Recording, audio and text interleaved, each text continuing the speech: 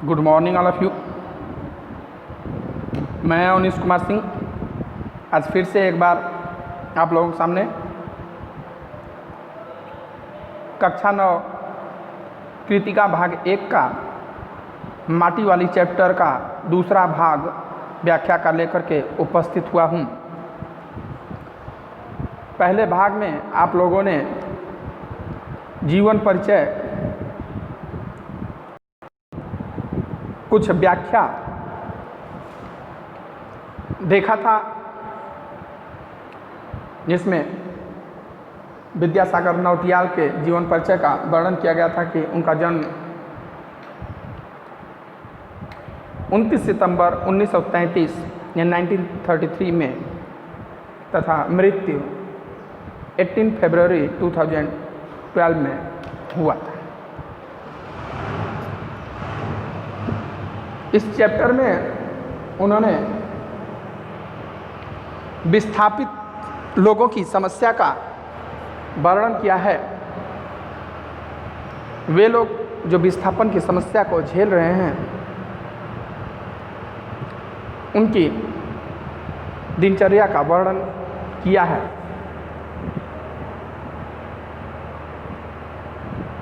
यहाँ पर माटी वाली एक औरत है जिसके जीवन से संबंधित वह समस्याओं को बताते हैं। यहाँ तक हुआ था कि माटी वाली अपने सर पर मिट्टी का एक कंटर यानी कि कनस्तर टीना लेकर के शहर के सेमर का तप्पड़ नामक मोहल्ले के आखिरी घर में जाती है और वहाँ पर वह मिट्टी के कनस्तर को अपने दोनों हाथों से उतारती है, जिसमें लाल मिट्टी भरा होता है। लाल मिट्टी हर घर की ज़रूरत होती है, जिसे वह देने वाली अकेली औरत थी। मिट्टी घरों में जलने वाले चूल्हे को लीपने पोतने के लिए मिट्टी की आवश्यकता पड़ती है। वो सबकी ज़रूरत है। वह शहर के सभी लोगों को जानती है, सभी घरों को जानती है और सभी घर के लोग उसे जानते हैं। माटी वाली के नाम से ही वो प्रसिद्ध है। रोज़ तो उसका इस्तेमाल है ही, लेकिन साल 2 साल में घरों की लिपाई पोताई करने के लिए भी लाल मिट्टी की आवश्यकता पड़ती थी। उसके बारे में मैं पहले वीडियो में बता चुका हूँ कि क्या रीज़न है कि लोग घरों की लिपाई पोताई साल में एक बार ज़रूर करते हैं। लिपाई पोताई करने के लिए लाल मिट्टी की ज़रूरत पड़ती रहती है। यहाँ तक हो गया था। शहर के अंदर कहीं माटा खान है नहीं। भाई शहर पहाड़ी एरिया है, तो कहीं भी वैसा जगह नहीं जा सके माटी खोदा जा सके। माटा खान यानी माटी की खान है। भागीरथी और भिलांगना 2 नदियों के तटों पर बसे हुए शहर की मिट्टी इस कदर रेतीली है कि उससे चूल्हों की लिपाई का काम नहीं किया जा सकता है। भागीरथी अर्थात गंगा और भिलांगना भी नदी है। दोनों शहर 2 नदियों के तट पर बसा हुआ है ये शहर, और वो मिट्टी हर जगह से आप नहीं ले सकते हैं। वह मिट्टी चिकनी थोड़ी सी वहीं मिलेगी जहाँ पानी रुक रहा हो, और पहाड़ों पे जल्दी पानी रुकता नहीं है। कहीं बंधा बनाया जाएगा या कहीं गड्ढा होगा, वहीं पानी रुकेगा। तो वहाँ से मिट्टी ला करके घरों की लिपाई होती थी। नहीं तो जहाँ रुकेगा नहीं, वह रेतीली मिट्टी निकलेगी, बालू, जिससे चूल्हों की लिपाई का काम नहीं किया जा सकता। आने वाले नए नए किराएदार भी एक बार अपने घर के आंगन में उसे देख लेते हैं तो अपने आप माटी वाली के ग्राहक बन जाते हैं। जो किराएदार भी आते हैं, उनके लिए भी ज़रूरत है अपने किचन को लिपाई पोताई करने के लिए। उनको भी मिट्टी की ज़रूरत है। तो जो एक बार उसको देख लेता है फिर वो उसी के ग्राहक बन जाते, क्योंकि वही देने वाली है और दूसरा कोई है ही नहीं।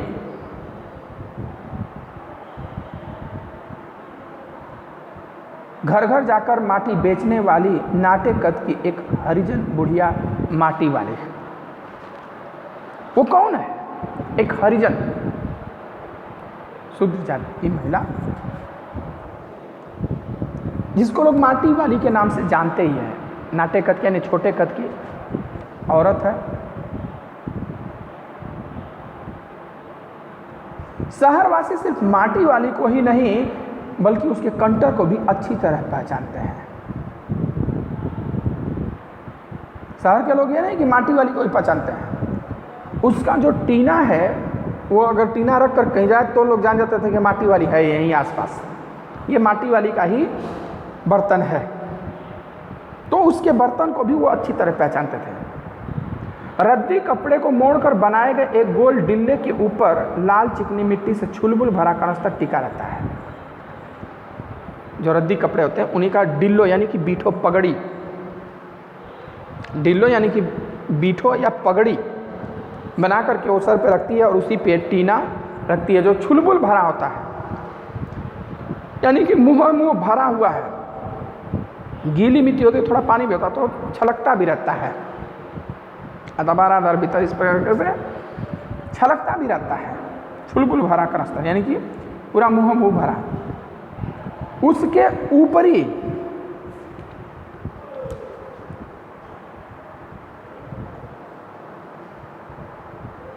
उसके ऊपर किसी ने कभी कोई ढक्कन लगा हुआ नहीं देखा। भाई ढक्कन लगाने की जरूरत ही नहीं है, वो गेहूं चावल थोड़ा है कि गिरेगा, या दूध नहीं है कि इतनी हिफाजत से, मिट्टी है वो गिरेगी नहीं, पानी हल्का भरता। और ढक्कन लगा देगी तो मिट्टी भरने में परेशानी होगी तथा मिट्टी निकालने में परेशानी होगी। तो टीन आता है तो उस पर तो ढक्कन होता है, लेकिन वो ढक्कन काट करके निकाल देते हैं, क्योंकि अपने कंटर को इस्तेमाल में लाने से पहले वह उसके ऊपरी ढक्कन को काट कर निकाल देते हैं। जो उसका टीन होता है उसको अभी मिट्टी भरने से पहले, इस्तेमाल करने से पहले ही नया जब बनाती है तो काट करके ढक्कन निकाल फेंकती है। ढक्कन के न रहने पर कंटर के अंदर मिट्टी भरने और फिर उसे खाली करने में 9-10 साल की एक छोटी लड़की, ढक्कन के न रहने और मिट्टी भरने और फिर उसे खाली करने में आसानी रहती है। भाई ढक्कन रहेगा तो अब ढक्कन खोलो, उसमें मिट्टी डालो, हाथ से डालना पड़ेगा, निकलेगा कैसे, पूरा हाथ डालना पड़ेगा। और ढक्कन नहीं है तो पूरा हाथ उठाया, ऊपर से डाल दिया, फिर पलट दिया टीन, मिट्टी बाहर हो गया। उसके कंटर को जमीन पर रखते रखते सामने के घर से एक 9-10 साल की छोटी लड़की कामिनी दौड़ती हुई वहां पहुंची। अभी बेचारी जैसे ही अपना टीना उतार के जमीन पर रख रही है कि एक छोटी बच्ची 9-10 साल की जिसका नाम कामिनी है, दौड़ करके वो आती है, उसके पास पहुंचती है और कहती है, उसके सामने खड़ी हो गई और कहती है कि मेरी माँ ने कहा है जरा हमारे यहाँ भी आ जाना। इन्हीं लोग घरों में 1-2 दिन का मट्टी रहता है तभी उसको ऑर्डर कर देते हैं, भाई हमारे घर भी दे देना। तो बच्चे तक पहचानते थे उसको। तो माँ ने कहा होगा कि देखो अगर माटी वाली दिखे तो उसे कह देना कि मम्मी बुलाई है। तो जैसे ही वो आई दौड़ कर गई, कही कि मेरी माँ ने भी कहा है कि जाते वक्त मुझसे मिल लेना है। कहती अभी आती हूँ। घर की मालकिन ने माटी वाली को अपने कंटर की माटी कच्चे आंगन के एक कोने पर उड़ेल देने को कह दिया।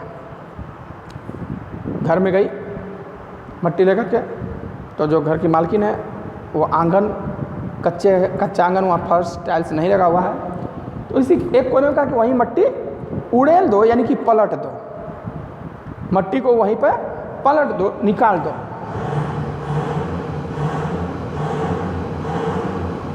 तू बहुत भाग्यवान है, चाय के टाइम पर आई है हमारे घर।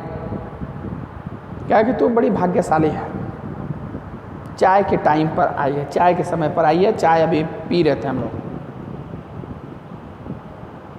भाग्यवान आए खाते वक्त, कहते हैं लोग जो भाग्यवान होता है, जो भाग्य वाला होता है, खुशनसीब होता है, सौभाग्यशाली होता है, वही खाते वक्त आता है।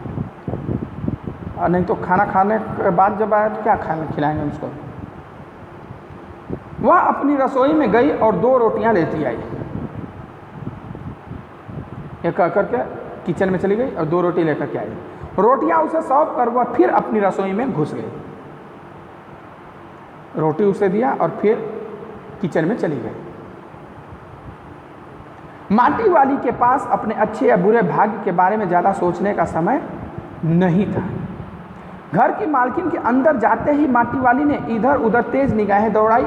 हाँ, इस वक्त वह अकेली थी, उसे कोई देख नहीं रहा था। उसने फौरन अपने सिरे पर धरे डिल्ले के कपड़े के मोड़ों को हड़बड़ी में एक झटके में खोला और उसे सीधा कर दिया। फिर इकहरा खूब खुल जाने के बाद वह एक पुरानी चादर के एक फटे हुए कपड़े के रूप में प्रकट हुआ। देखिए, जैसे ही घर की मालकिन उसे रोटी देकर के अंदर गई कि कुछ इसके साथ सब्जी वगैरह ले आए इसके साथ खाने के लिए, तो माटी वाली इतनी गरीब थी, उसका भाग्य इतना अच्छा नहीं था कि वो अपने अच्छे बुरे भाग्य के बारे में सोच सके। वो तुरंत इधर उधर आगे पीछे देखी, कोई उसे देख नहीं रहा, अकेली है, तो अपने सिर पर जो पगड़ी रखी थी उसको उतारी और एक झटके में उसको खोल के फैला दिया। जब खोल के फैलाया तो वो फटा हुआ चादर का एक टुकड़ा था।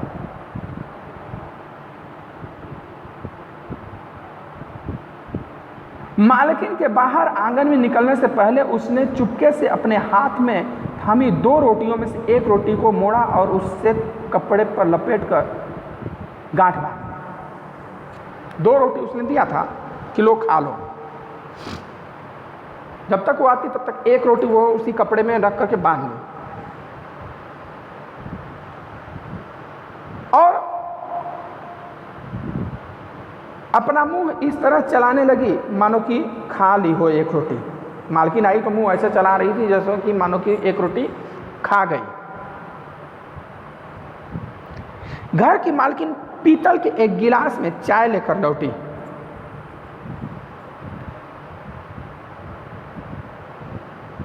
उसने वह गिलास बुढ़िया के पास जमीन पर रख दिया। पीतल का गिलास, आज तो हम लोग स्टील में खाते हैं। कहा जाता है ना कि सोने चांदी के बर्तन में खाए तो तेज दिमाग और तंदुरुस्त शरीर होता है।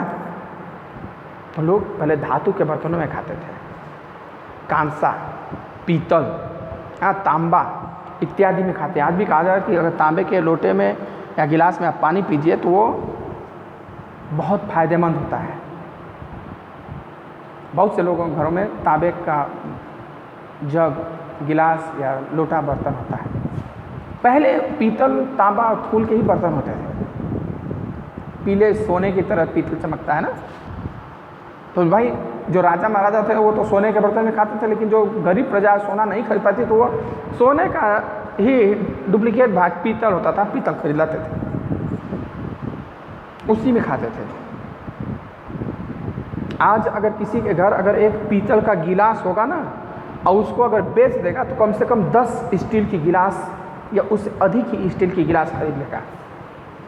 ये समझ लीजिए, एक पीतल का गिलास बेचेगा तो कम से कम 10 से 15 एक दर्जन गिलास स्टील की खरीद लेगा, बढ़िया उस नाप की, उस साइज की। तो चाय लेकर के आई और उसके सामने रख दिया माटी वाली के सामने। क्या कि ले सद्दा साग, बासी साग कुछ है नहीं, अभी इसी चाय के साथ निकल जा। क्या ले कुछ ताज़ा या बासी साग सब्जी है नहीं, अभी साग सब्जी था नहीं, चाय का टाइम ही है, तो ले चाय के साथ ही रोटी खा ले। लोग चाय के साथ रोटी खाते हैं, अभी भी खाते हैं बच्चे।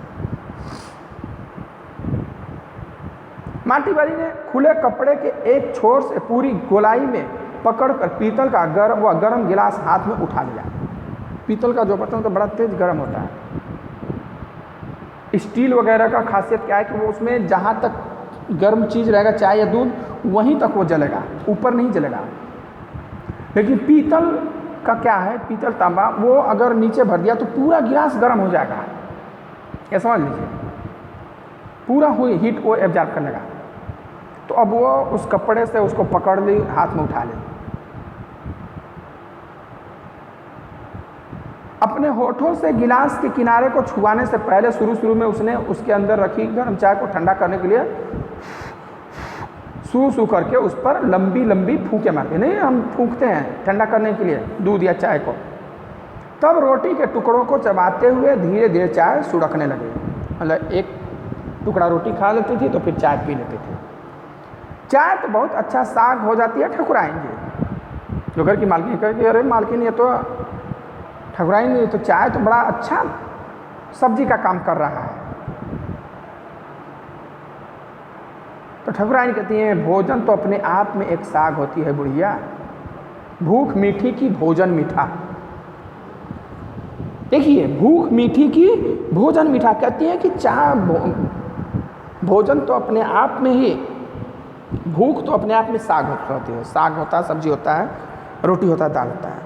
अगर भूख लगा है व्यक्ति को तो उसको कैसा भी भोजन दीजिए वो स्वादिष्ट लगेगा, और अगर पेट पहले से ही उसका भरा हो तो उसे 56 भोग दीजिए, उसे अच्छा नहीं लगेगा। चाहे कितना भी स्वादिष्ट भोजन दे दीजिए उसे अच्छा नहीं लगेगा। इसीलिए कहा जाता है कि भूख मीठी होती है, भोजन मीठा नहीं होता। भूख में स्वाद होता है, भोजन में स्वाद नहीं होता है। क्या ना, भूख न जाने बासी रोटी और नींद न जाने टूटी खाट। भूख न जाने बासी भात, नींद न जाने टूटी खाट। अगर आपको नींद है, नींद अच्छी होती है, बिस्तरा अच्छा नहीं होता है। दिन भर के थके हुए तो कहीं भी आप पड़ेंगे सो जाएंगे, और दिन भर खूब सोए हैं तो आप डल्लर के गद्दे पर रहिए, एसी में रहिए, आपको रात में नींद नहीं आएगी। तो उसी प्रकार से अगर भूखे हैं आप कई घंटे से, कई दिनों से, तो आपको कैसा भी खाना रहे वह बहुत स्वादिष्ट लगेगा। और पेट आपका पहले से भरा हुआ, मन पहले से भरा हुआ, तो कैसा भी स्वादिष्ट भोजन है वो आपको अच्छा नहीं लगेगा। इसलिए कहा गया है कि भूख मीठी की भोजन मीठा। तुमने अभी तक पीतल के गिलास संभाल कर रखे हैं, पूरे बाजार में और किसी के घर अब नहीं मिलते। बुढ़िया बोल रही है कि आपने अभी तक पीतल के गिलास रखे हैं, पूरे टिहरी शहर में किसी के घर पीतल के बर्तन अब नहीं मिलते। कहते इनके खरीदार कई बार हमारे घर के चक्कर काट कर लौट गए, क्या कि हमारे घर भी इसके कई बार खरीदार कबाड़ी वाले आए, लेकिन पुरखों की गाढ़ी कमाई से हासिल की गई चीज़ों को हराम भाव बेचने को मेरा दिल गवाही नहीं देता। पुरखों यानी पूर्वजों ने अपनी गाढ़ी कमाई यानी कि बड़ी मेहनत से, गाढ़ी कमाई अर्थात बड़ी मेहनत से बनाई है, और इसको हम हराम के भाव यानी कि बहुत कम दाम में जाते हैं ना कबाड़ी वाले, तो बड़े कम दाम लगाते हैं। बेचने का मेरा दिल गवाही नहीं देता, मेरा इच्छा नहीं होता। हमें क्या मालूम कैसी तंगी के दिनों में अपनी जीभ पर कोई स्वादिष्ट चटपटी चीज़ रखने के बजाय मन मसोस कर 2-2 पैसे जमा करते रहने के बाद खरीदी होगी उन्होंने ये तमाम चीज़ें। भाई क्या पता कि वो सब अपनी सारी आवश्यकताओं को मार करके, सही बात है, उन्होंने अच्छा खाना नहीं खाया, अच्छा जीवन नहीं जिया, तब हमारे लिए ज़मीनें बचा कर रख सके, घर बना करके रख सके, और हम आज अच्छा बस खाने पहनने के चक्कर में कुछ बना नहीं पा रहे हैं। तो अपने मन को मार करके उन्होंने ये सारी चीज़ें बेची बनाई है, तो मेरा इन्हें बेचने का दिल गवाही नहीं करता। हम लोगों के नज़रों में इसकी कोई कीमत नहीं है, लेकिन उनसे पूछे कि वो कितने अपने मनों को मार करके इन सामानों को बनाए होंगे। चलिए आज की वीडियो में इतना ही, फिर हम अगले वीडियो में इसका अगला भाग आपको दिखाएंगे। हैं वीडियो में अगर कोई आपको समस्या हो तो आप हमें कमेंट करके या फ़ोन करके ज़रूर पूछ सकते हैं। धन्यवाद।